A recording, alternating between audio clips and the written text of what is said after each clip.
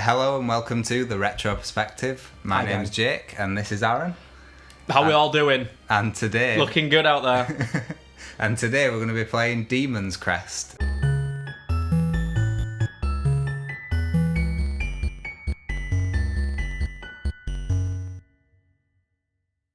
Oh wait, we forgot something, Aaron. Oh, what did we forget? We have to put the game cartridge into the console. Oh, okay. I'll just go do that now. Okay. La-da-dee, la-da-da. I'm putting the cartridge into the console now. Okay.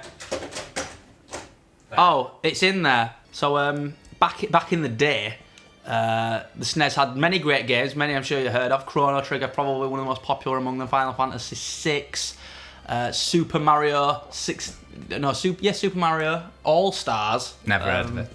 One of the characters in Ghosts and Ghouls, Firebrand, had a couple of games that were on the Game Boy, I believe, like they're called Demon's Quest or something like that. We look that up first. Oh, it was Gargoyle's Adventure. Gargoyles, yeah, some kind of shit. He had two games, they're both pretty decent. And then they just decided, we'll go onto the SNES and we'll just decide to make the best game ever. And they made Demon's Crest. And Demon's Crest is really, really, really, really good. And if you haven't played it, if this video achieves anything, and one person plays Demon's Crest who's never played it or heard of it before, then I will consider my life's work complete. Because this really is a fantastic platforming game. Look at this awesome boss you have to fight early doors. Yeah, I mean... How cool does this look already? I played this earlier today and I was quite scared. I had no idea what to do here. And I thought maybe that it was one of them fights where you just had to die at the beginning of a game. Well, some fights are like that. But then you start fighting this bitch and it's like... working out that you can actually hit it. Yeah, exactly. Very simple mechanics. You can jump, you can hover, which is very unique, I think, in terms of... Because you can hover very low to the ground, you can hover at the very peak of the jump to get the very highest possible hover.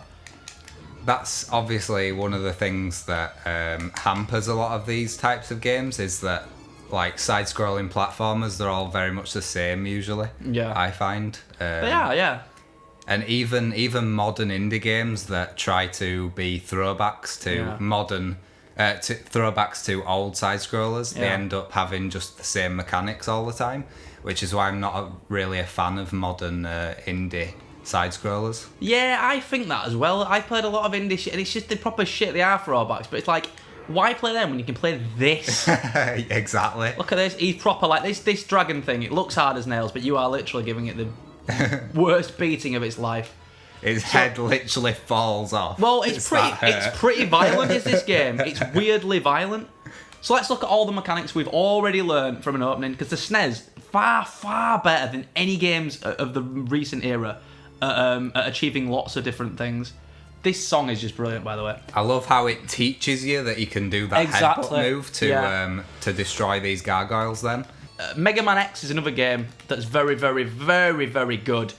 And it has wall hugging.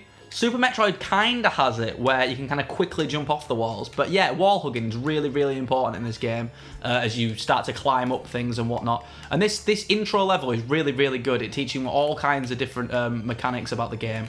That boss teaches you that you can jump and shoot. Modern games now have to basically hold your hand the whole time. You know, I'm thinking like Arkham City and stuff like that, where it's literally like L1 to grapple hook, L1. I'm going to put L1 always on the screen, just in case you forget that it's L1 to grapple hook. So this is the first boss. First boss. It's flying at you whilst you can fly away. It has an advantage. Don't want that. It has an advantage over you because it can fly higher, which you cannot do. You can only hop like... You can only jump and hover at one level. Once you press the button, you can only stay at that height. I probably wouldn't stand there if I was you. I'm headbutting it. Oh yeah, give it a headbutt then. That's what you have to do. All right, okay. Seems like I know more about this game than you. Well, clearly. Good dodge. That is a good dodge. So, being made by Capcom, I guess they took a lot of the elements from Mega Man? Yeah, so it's made by the same company as Capcom, who, yeah, absolutely will have taken quite a lot of the similar elements. But I think they wanted a different kind of tone for a game. Yeah. Mega Man's quite not childish, but it's a lot more cartoony. This is very gothic. The stylistic nature of this game is unlike anything else I really think on the SNES. Incredibly dark, lots of like gothic imagery, skeletons, fire, demons. You see some really twisted shit later on in this game. You know, some pretty like, it's not graphic, is it? In terms of, we're not seeing like blood and everything like spraying out or anything like that. But you see some really dark imagery within Demon's Crest, which is very, very unique for its time, and certainly very unique for the SNES, and unique for a platformer. Reflected in the sound, got a wonderful, wonderful score as Demon's Crest. I really put it as high as any game on the SNES, which is known pretty much for having, the best music, I would say, of any era of video gaming. Carrying on with the point of inspiration from Mega Man is that you acquire new abilities from bosses. Yeah, absolutely. So Demon's Crest works like any good old school platformer. So levels you play through earlier on, they'll have certain bits in there that you can't either break through or you can't access. But as you gain new abilities later on, you can access it. And then that opens up new levels and new things. One of the really, really good things about Demon's Crest, I think, is the freedom in terms of the way you play the game. You can play the levels either way, any way you want to play them. So it's not strictly linear in terms of level 1, level 2, level 3, level 4, or anything like that. You kind of have some freedom with the way you can kind of go about things. Tell me a bit about the story, Aaron, because you've so the story, the story is that Firebrand, I'm pretty sure he was like in prison. He's been like locked up and he's broken out of prison. And then he has Armor, who's like his rival. So Armor's like, you fight Armor several times throughout the game. Is that this guy? Yeah, it's this guy. And he's like a really kind of, he turns up and he's like, I'm gonna fuck you up, mate. Oh, I'm after you. But then as the game goes on, he actually becomes more kind of like respectful of what you're capable of. And then when you kill him, he's quite gracious in defeat and gives his abilities to you. Well, I've not been playing many old games recently, but this is giving me quite a workout. Oh yeah. Obviously, games like this are a lot harder than. Old school games. You're not getting anywhere near him at the moment. Just let him shoot at you while he's that high up.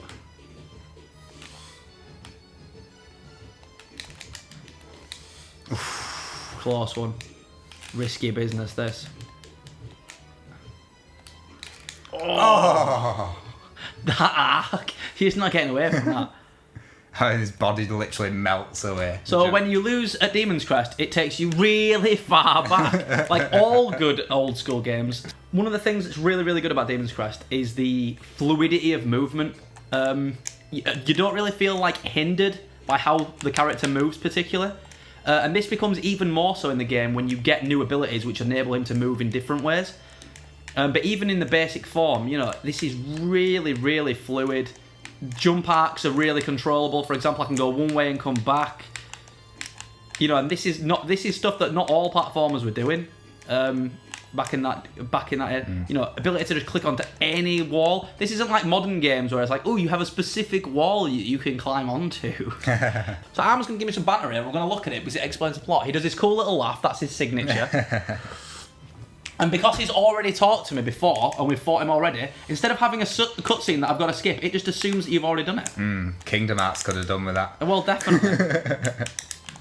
So now, whilst I'm really complimentary about the fluidity of movement about the game, what the game and all great platformers should do is put you in a massive disadvantage as soon as you face anything that should be giving you a bit of an ass kicking. So now, my opponent has far more manoeuvrability than I do. Oh, as if he's back up there. So he can attack me from height, he can attack me on the floor, he's quicker than I am. Makes for a really challenging boss fight. And this is the second boss fight in the game. And already we're getting tested very, very early on here. I'll look at him, let's see what it says. You do seem to possess the strength people have been talking. When I first played it, he said, I don't see the strength that people have been talking about. So I guess that depends how well you do in the fight. Maybe, yeah. Maybe how long it takes you to beat him or something. Potentially, yeah. Because I'm sure it took me longer to beat him the first time. Oh, maybe. So yeah, I guess there's different dialogue things depending on how well you do in the boss fights. Was that on the other version of the game though? It was, yeah. It might have been a different translation. Yeah. Uh-oh, and what have I got from my first fight? Crest, baby. You found the crest of Earth. With it, you can morph into G-Gargoyle and gain great speed and the strength to break stone statues. I've already been headbutting a lot of statues. So right now, that doesn't seem like a real big deal to me, but it will soon. So let's say, but go to another Capcom game, Mega Man X. The Mega Man X series has, the way that interface works is that you can pick which level you play based on the bosses. So it has like the bosses are all around you, and then you can pick which boss you play on at any given time. Which is a very, very sophisticated system. It's a nice, clean menu. It looks great. This doesn't. It has a really shit overhead kind of system where everything looks quite similar and it's very easy to get lost. But at the same time, there are a lot of fun hidden stuff to do with this, which I may have to look up later. I'm guessing there's little secret areas and stuff. There is a secret. There is one secret area, which is to get all the items in the game you have to go to and do a really, really tough mini game that involves your headbutting lots of stuff. Oh, is it that little house there? No, it's not a little house, but this is a little... There's a little headbutting minigame in there that I just could not do at all. Absolutely right, so... And I think you cannot actually hover and headbutt at the same time. No, you can't. You have to jump. That's what makes it difficult. It is tough. Because your headbutt actually starts, and then you fall a bit, so... Oh, I can't even get those top ones.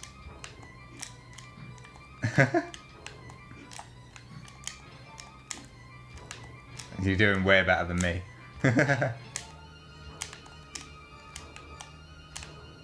Keep me on the ground. Keep me on the floor. Did I do it? I've got one torch. I think you got them all, yeah. Wonderful, great. That was a work of art. A work of art. I was literally standing against a wall and headbutting skulls that came out of it.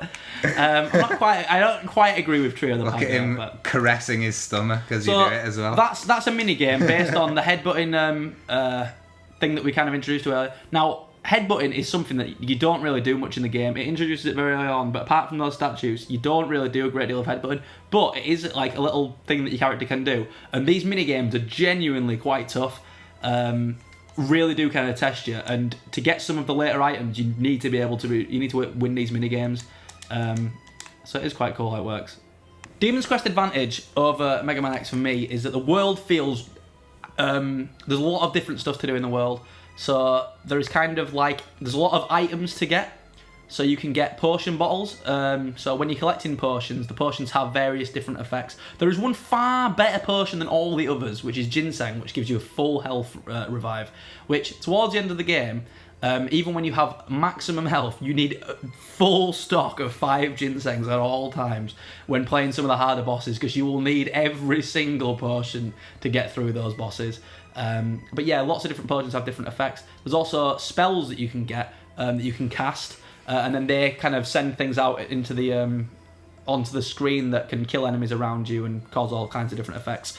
So there's like quite a few different things that you can collect, as well as the crests, which change the form Firebrand takes and gives him new abilities, and the types of basic shot that Firebrand can use. So we've had just a little basic flame shot at the moment. Mm-hmm. You actually get new versions of that as well that make you stronger generally, but also can unlock new areas. Is it a bit like Mega Man where there's a recommended... there is definitely a best way of doing this, yeah. There's definitely a best way of doing it. Order of the levels. There absolutely is, yeah, but it's not like the game recommends it to you. Yeah. It's just, that's what the players would say, that's the best way of doing it. Yeah. Mainly because some of these levels are really tough.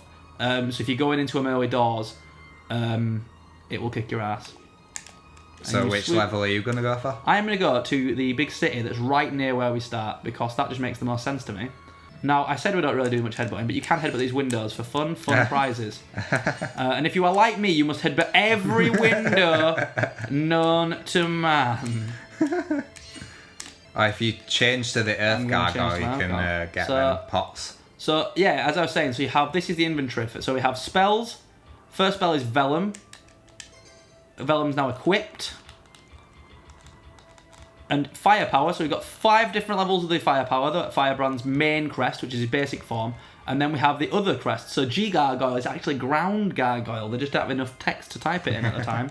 So we'll go to Ground Gargoyle from the start menu. Very quick is that start menu. Does not take long to load or anything like that. Very, very easy. And then, yeah, that makes it very easy. So now I can jump, but I can't hover. I can't shoot in the air. I can only shoot when I'm on the ground. Oh, no, I can shoot in the air. Yeah, you can. That's bullshit. Yeah. So, whilst you gain new abilities, there are still limitations that mean that using the base ability is actually the most generally helpful kind of... The base form is the most usable, which is really, really good because it adds real balance to the game where just because you gain new abilities, they don't overtake the abilities you already have. Don't mean you're gonna just use the newest exactly, ability it's not the time. way it works. So it's really, really good how this game's built. I mean, look at basically any RPG. You'd never use your old swords again, do you? No. you just replace them with whatever your new stuff is. Like, you gain a move. Like, once you get like the highest levels of kind of like thunder attacks and stuff like that, you never use your old ones ever again, do you? No. So it's kind of like, you know, you look at pretty much any RPG, that's how this works. Whereas, for me, it's a lot more satisfying that you do have to keep using this. Now, when you get the final form, you can pretty much do everything with it, but that's, you know, very much at the end of the game. For the vast majority of the game, you need to constantly be switching between your forms, and because the menu is really, really accessible, you know, if you think about Metal Gear Solid 3 when you're changing the camouflages, for example, it's really clunky, it's annoying. So when I got the Ground Gargoyle, it told me I could smash statues, so we're going to try it, just to prove that I am always right. Doesn't smash it. But I can bop it off the ground. Oh, it shot me in the face! That wasn't very nice of it. So I'm going to use my ground shot on this little fish man, and now he's dead. But again, he took a proper beating. Yeah, quite a lot of shots there He to the did. fishman. I'm going to shoot him from this height, though, so I can kill him before it gets to the thing. 4 shots, and he's dead. So if I go into the water, it's hurting me, and you don't want to do that. Yeah, bad idea. It was a terrible idea, and I now want to get out of the water. So yeah, I can't go in the water. That's what we're learning in early doors as well. So yeah, side-scrolling platformers, you know, you're basically looking to ignore as much stuff as you can, kill things only when you absolutely have to. Or when you become so bitterly annoyed by how many times it hit you, you have to go back for vengeance and kill them dead. Even if it puts you in a terrible position. That was excellent for me, I'm not going to lie. See, the Ground Gargoyle, fucking useless right now, but we know I can move these things because I've been moving them earlier when I tried it. Said it could break statues, so let's try it. Boom! Little secret passageway, guys. That's why you're playing with old Aaron here. Also, an interesting thing is that you can only shoot one shot for as long as it's on screen. As soon as that shot hits something, you can fire another. Which is actually really good because if something's really close, you can kind of fire continuously like this. Yeah. Which is actually quite important later on. Yeah, I was wondering how that worked earlier because I was thinking sometimes I was firing loads and then other times I wasn't. For as long as it's on the screen. Yeah. Before it hits something.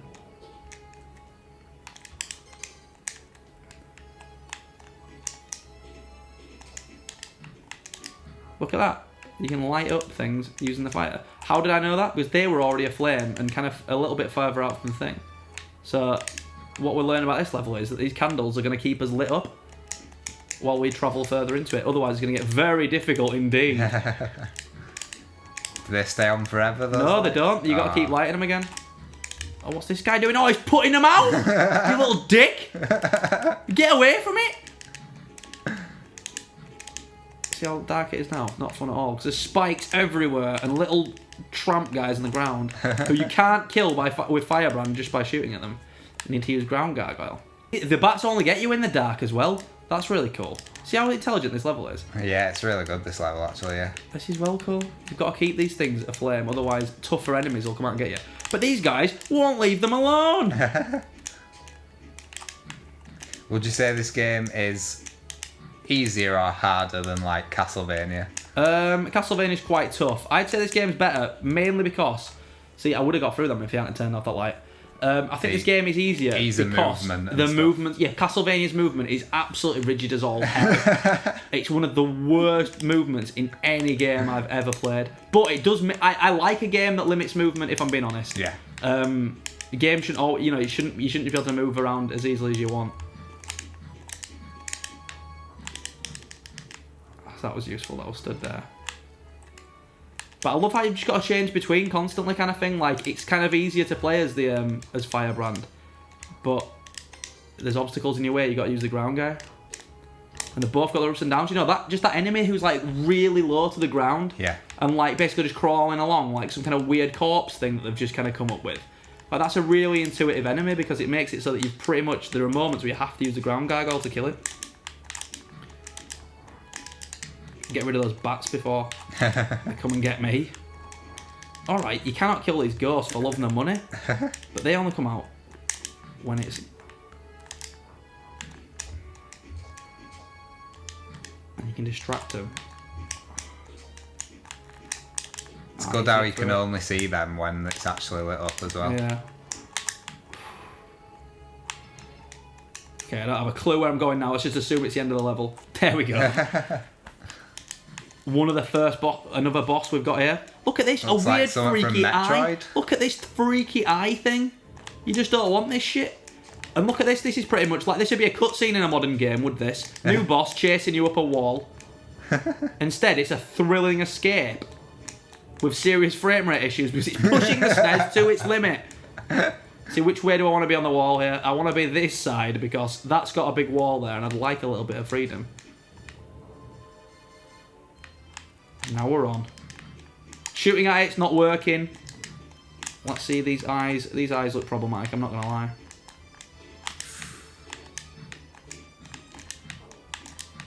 But they turn red. Things turning red was old school gaming's way of... look at this. Telling you that they're dying. Telling you that they're dying, yeah. It's hurting them. Can't shoot through the sponge thing. See, but it's got a constant, like, the red eyes are going back into the thing as well. So I've clearly, you know, this is so intuitive. Because, like, you can't keep, you know, you can kill, you got to take your moments to kill them while they're out. Otherwise, they're going to try and run back in. So that came back out. Oh, dickhead. You got lucky there. So you can actually walk on that, but if you get dragged into it... Oh, fuck off. I'm being really shit here. That's the last bit. To get it just as it's coming out. Can't hit it.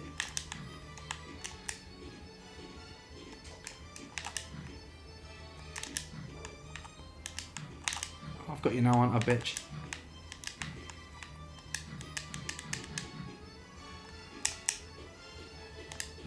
Oh, close. Oh, don't attack me over the diagonal. Yeah, I got you. Right, so finally I've got all his eyes. What's he going to do now? Oh, he knows he's got to try and have me himself now. Oh, did not want this. Oh, this is problematic. This is bad. And I'm going to have to retry it, and now I have to fight the boss all the way back from the beginning. Right, 3 health, I can do this now.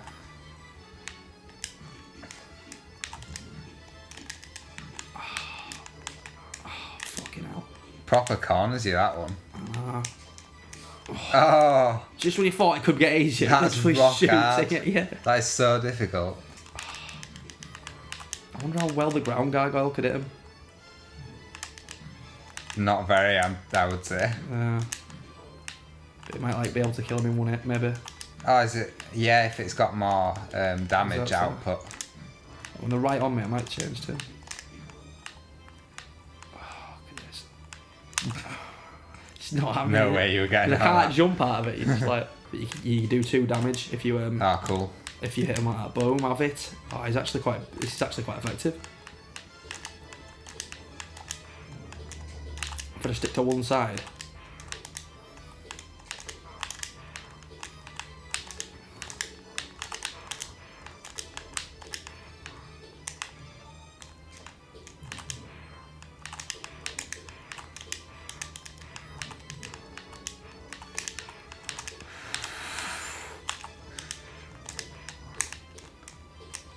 Joe! Right, well, I'll view at this side now. Oh, go ground gargoyle, he absolutely canned it, didn't he? You get a save state. Anytime you do well, save state. And I don't mean save state, I mean just use the save passwords, write them down. Oh, fuck, now we're in trouble, aren't we?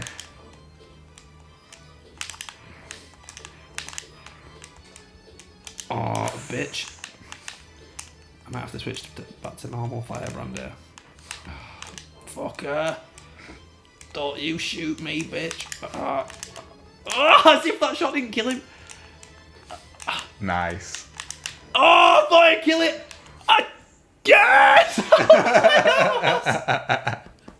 Right, you have footage of the tightest fight ever. That shot was right on me. Just hit him. It's like, come on, have it. Amazing. Piece of the fire crest called Buster. With it, you can break through stone. That's the same as the ground gargoyle, but different types of stones, I promise you. And Buster is like one of the best things in the game, actually. I bet people do playthroughs where they say, right, we'll do all the bosses just using one particular ability. Now, it is one of those things where once you do get Buster, you don't need to use the basic fire thing anymore, because Buster is proper great. What's great about Buster is you can actually fire 2 shots at once. There can be 2 shots on the screen at any given time. Even more frame rate issues then. Exactly. Now it says it can break through stone, and there we go.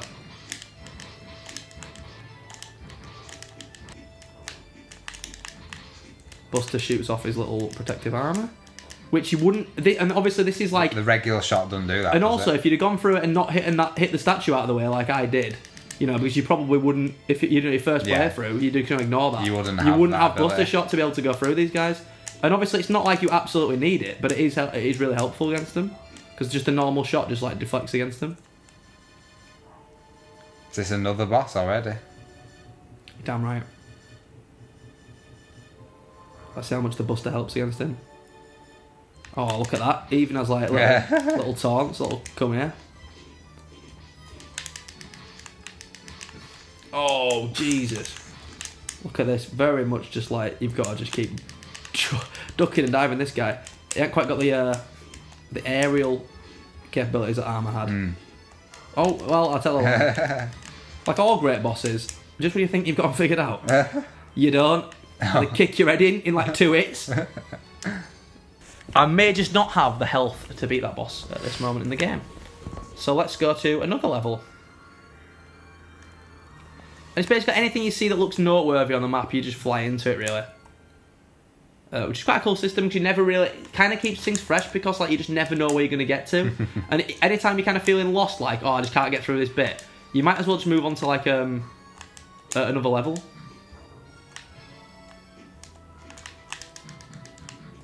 Well, this doesn't look very easy. Ow. Oh, he's shooting out helpful. I think you can stand on them, by the looks of it. Useful. Shoot me out another one, mate. I'll just have him out of my way there. Oh boy. Look at this.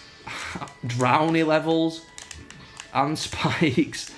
This all seems very helpful. Oh. Gotta make sure you're high enough. But look at this. Helpful little... Oh, shit. This is really good level design. I'm not going to mess about. Look at this. We know that it can drown. That water rises too high for that bit.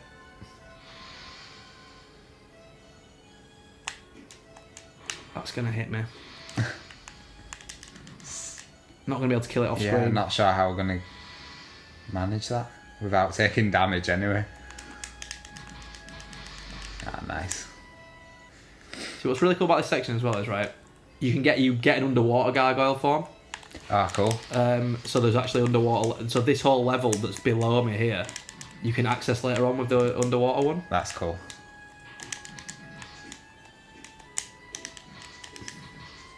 Like now, we couldn't beat the previous boss, so let's see if we can give this one a go.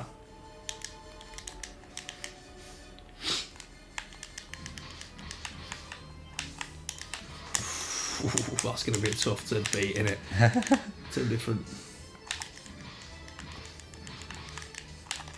I played bloody hell. the previous level that we were on that was like a forest. I played that, and I took the other route and got to a different boss. Oh, right, did you? Yeah, and that's, so I've come down here. Where you get the whirlwind attack that you were saying about. The air thing? Yeah, cutting the vines. There you go. Oh, Come on, I'm almost... It's on its way, it's red, it's turning red. Oh. Just do not have the health. I wasn't far off there, but he's just got so much room. It's like... A lot of these bosses really will quick. just always hit you, and that's why the potions are so invaluable in this game.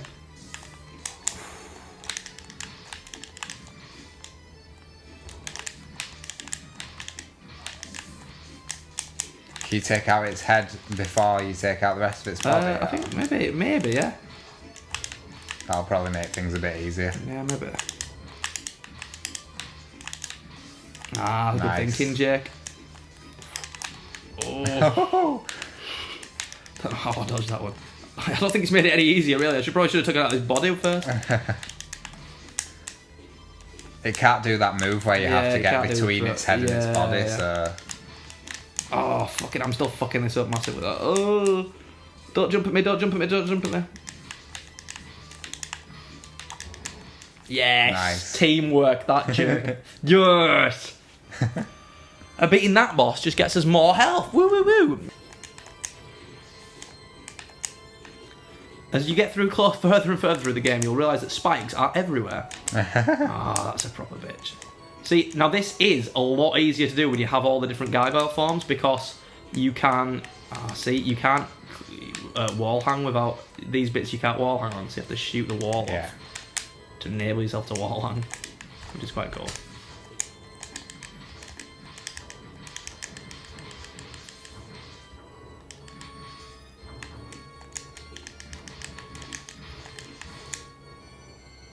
Ooh. Little secret, found his first urn. See, look at that. All the little hidden stuff is really important as well in the game, which I think is really, really cool to actually fight the actual final boss.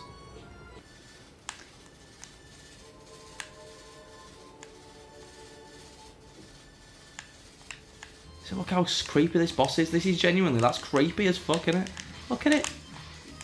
Yeah. Oh, this is really tough. So far, every single boss has been brilliantly designed. Yeah, they're really cool. Oh, look at that, turns around. You can stand on its tail. Stand on its tail, but it'll turn around, didn't you? Right, I can't beat that boss with this health. Well, we did one thing by going through that level. We found a potion. So it's like, even when you are kind of outmatched, you can sometimes, like, that, that proves basically. Because we're just playing this, I have not looked at any kind of guides as I would usually to figure out where I'm going. I'm trying to do it purely from memory. But, it kind of shows that even when you're kind of just like looking for stuff, you can kind of find something a bit different. Like when you just kind of just seeing what's around.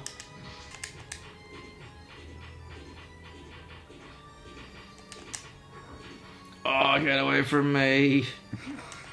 You know a game's good when the frame rate is slowing. Oh, I'm proper fucked here. I'm in a really bad spot. Because there's now about 20 different enemies on there. And I'm dead. Yeah, I think that happened to me earlier. It's like I was absolutely breezing through it, and as soon as you get hit, you're in serious trouble. Oh, this does not look promising. I've got a feeling this fire boss is really tough. I didn't have a problem with it. Right, it was mainly the bit beforehand, like, because there's fire on the ceiling now. Yeah. You can't jump up to that. Oh, this bit. Yeah. Plus these annoying things keep coming out of the ground at you. Ground gargoyle time. Oh, that didn't work at all, did it? There's also spikes.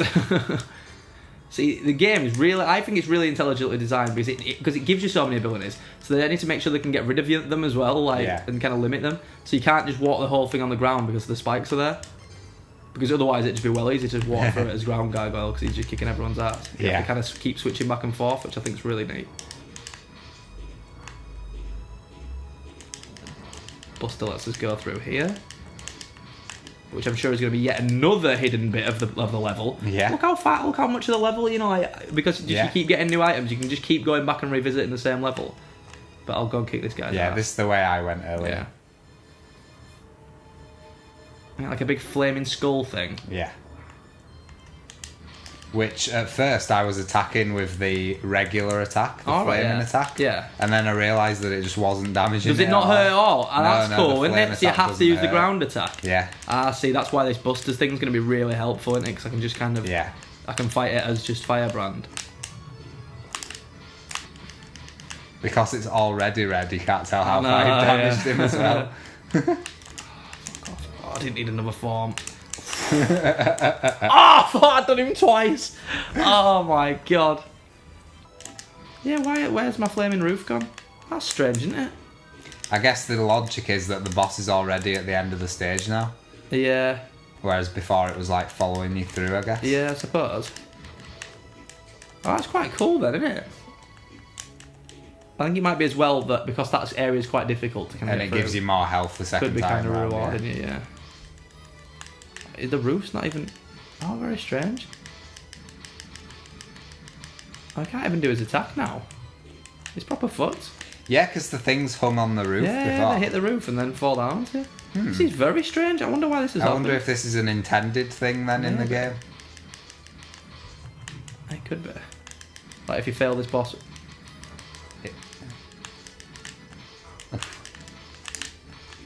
Maybe. It's just seeming a lot easier now. Yeah, definitely. This guy's still giving me a bit of trouble. Yeah, now. I hate that when it changes direction with no warning. Fuck. Damn. Jesus Christ. Even without the flaming roof. Going back to what I was saying earlier about modern indie side scrollers. Yeah. I can't really remember any time I've faced a boss as good as like some of these bosses. Yeah, they are. They're great boss fights. They're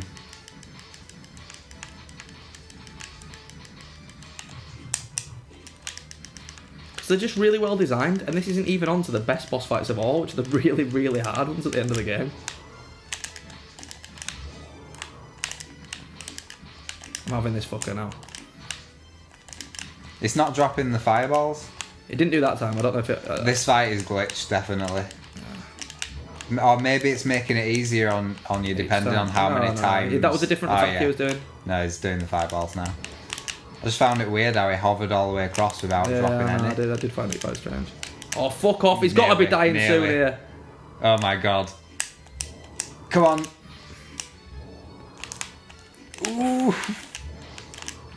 Come on! Yeah. Let's have it! This game rewards perseverance! Have it, bitch. A barrier of darkness will surround and protect you. Will you buy this spell? Yes. So it goes on to an imp will appear and work for you. However, you must have money to keep him employed. This is well fun. I've never played the game with spells really before, but you can easily do this. Might as well held in one place for a short time when you buy a spell. No. Get imp. The earth will quake and the enemies on the ground will be damaged. Will you buy this spell? No. Death. All the enemies around you will die. Will you buy this spell? Death. See, all those seem quite fun. Obviously, imp's gonna be the best. All right, so let's. Which button is it? Okay. Oh, I must have one. Here we go. My imp's coming. Awesome. Great stuff. Got a fun little imp now. It's probably gone now. You've entered the shop. Yeah, the spells and potions are a bit shit. It doesn't problem. Well, it's mainly because we just don't know how to use them properly. Yeah, well, exactly. You don't have to use them, but they are really useless. Like Death's obviously quite a good one, but there's just no point in the game. Just feel like you need to use it. It's too expensive, isn't it, to be viable, really? Well, especially because you need all your money for all the ginsengs you need towards the end of the game, I can promise you. And all it's going to do is clear out a screen of enemies that you might have to fight again anyway, because they respawn. Exactly, The game tries to punch above its weight as well, with this whole spell system and the talismans and stuff like that. The truth is that the game doesn't really need them. There are large parts of the game where you don't actually need to use the spells or the potions. Definitely, you do need to use them towards the end, just to heal yourself during really tough boss fights. And I think it's really cool that the fights are as difficult as they are, but it does give you the option to basically have 5 full health restores during the fight. You know, it does give you that. The game gives you that option, and it's like I think that's really crazy that happens because it's kind of like I love a game that's like, okay, you can still go into this fight with 5 full health restores, and you still might not be able to do it. Like, you know, you'd think at that point, no matter what the game throws in, you're going to be able to do it. I am promising these fights are that hard that you will still not be able to do it, even with that. they're absolutely ridiculous. But even if unlike us, you are emulating the game. Oh yeah, and, if you are a dirty emulator, save every 10 seconds. If you're not a real retro gamer like we are, with this Sony pad that we've converted our SNES to play with, emulating it, then yeah, you can use save states to make it easier for yourself. But who'd do that? God, not me. No, me neither. Yeah, so while the game tries to implement even more features than just having crests that change the way that you play the game, than just being able to find all this hidden stuff, the game tries to implement a whole spell system where you can cast spells and they'll change the way you can make protective barriers and have an imp working for you and kind of changing things up that way. And it just kind of falls a little bit short because you just don't really ever massively need them. Plus, if you go to a new screen, it seems like the imp just disappears. Anytime you go to a new screen, that you can change as well. So it just doesn't implement them quite as well as it implements everything else. But how ambitious of a game to try even more than it's already trying and already pulling off fantastically. Yeah. Generally speaking, in a game, you'll have your new abilities will enable you to area. Like let's look at Pokemon for example. Literally, it's just a tree is there, and you can't go any further because there's a tree there. But once you get cut, you can cut it, and then you can go further. It's not like the tree's causing you any problems. Water's really, really annoying. If you go in the water, you die. On this, it's like a proper, it's a pitfall, basically. It traps you in there, and you keep sinking and sinking, and it's tough to jump out. Whereas, and once you get the water form, not only does it enable you to go underwater, but it enables you to find extra areas and kind of go extra places. But it's not like the bits before were just intentionally... It's not like water is just like a bit that's like, there's a bit of water here, you can't pass. It's not like that. It's kind of like, it's actually implemented into the game, like the area. Do you kind of see what I'm, say what I'm saying? It like regards it. It's like Zelda, I'm not a fan of, because I find a lot of the, like you say, similar to the way cut works in Pokemon. Yeah. It's just in Zelda, you go into the dungeon. It doesn't affect you really, it's just the dungeon, Yeah. You go into a dungeon, you find an item, and that literally just gets you into a new dungeon. It doesn't really... sometimes it implements it into the gameplay, but most often, it's just you use it for that next dungeon, and then you just don't use it again. Yeah. It's equipped. I think it should work. Yeah. Alright, there we go. Nice.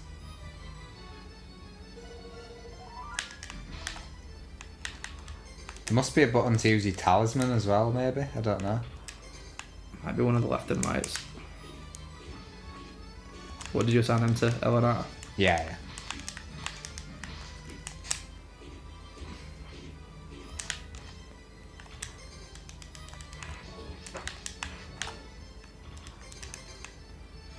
I don't know how useful the tornado is going to be, like getting me out of here, really, to be honest, because you can't grip to it. It goes away after a bit anyway, doesn't it? So, well, you're doing really well. I think the ginseng was the right thing. Yeah. Yes. Got him in a bad spot there, where I could hit him a few in a row. But without the ginseng, I would have died there. Yeah. Come on, more health. Just ticking along, just ticking over. I love it on Kingdom Hearts when you get all the health, and it's just like the first one. It just goes like all the way across the screen. Oh yeah. Well, I love how you start fighting like Sephiroth. He's just got like a purple health bar. Yeah. And he just doesn't move until for ages. And you're like, are you even hurting him? I think that's really cool. It just had such more like a mystique to like the later bosses. Yeah. And that Phantom fight is awesome. Mm-hmm. It's such an intelligent fight. It's just a shame that magic is utterly useless at any other point in the game. And the one thing they had to improve in Kingdom Hearts 2, they just never ignored. Did, yeah. The magic in Birth by Sleep is really good though. Which one's Birth by Sleep? It was on the PSP. Yeah, but is it the one where he plays the 3 new guys? Yeah, 3 new characters. See, I've kind of played a bit of that, and it didn't seem like magic was that much better. It definitely is. It's really, it's just as useful as normal attacks. Yeah. Oh, this guy again. Remember we kicked this guy's ass before? Yeah, it's slightly different colour though this time. Yeah, he is. See, that's another good thing about old school platformers. You would fight the same boss, but just like changed and improved kind of thing multiple times, which doesn't, you know, like doesn't really happen as much in modern gaming anymore. Especially when Devil May Cry started to get rid of it. Devil May Cry 4 just well, I don't even want to talk about Devil May Cry 4. The biggest piece of shit in gaming history. Well, it's not actually. Devil May Cry 2 is, but Devil May Cry 4 is pretty terrible in its own right. One of the all-time great things about this game is the absolute final boss that's in the game. So, I told you can fight the final boss at any given point in the game, which is may not be true, but certainly you can fight him before the end of the game. Once he's available to fight, you can fight him. And when you beat him, you get the ultimate crest, which gives you all the powers simultaneously. So you can do the ground charge, you can fly, you can go underwater, and you have double health. So it has all the benefits of every element. But just because you've beaten Phalanx's final form does not mean you've actually beaten the final boss of the game. Because in addition to the incredible fight with Phalanx, it's incredibly difficult and very challenging.